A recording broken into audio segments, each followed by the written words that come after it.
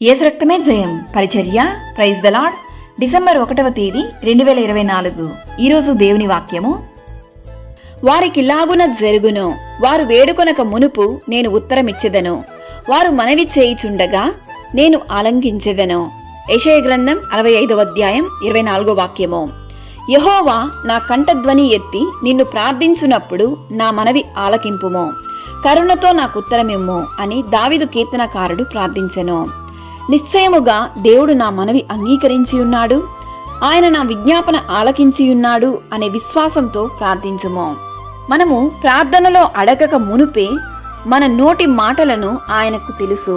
దేవుని వాక్యం ఇలా సెలవిస్తుంది, నాకు మొరపెట్టుము, నేను నీకు ఉత్తరమిచ్చెదను, నీవు గ్రహింపలేని గొప్ప సంగతులను గూఢమైన సంగతులను నీకు తెలియజేతును అని.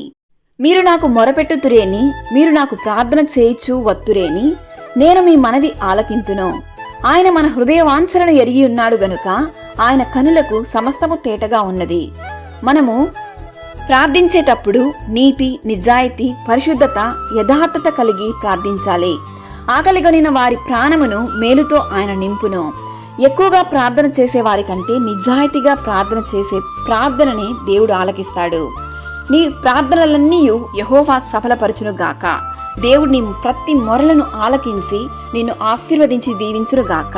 ఆమేన్. God bless you.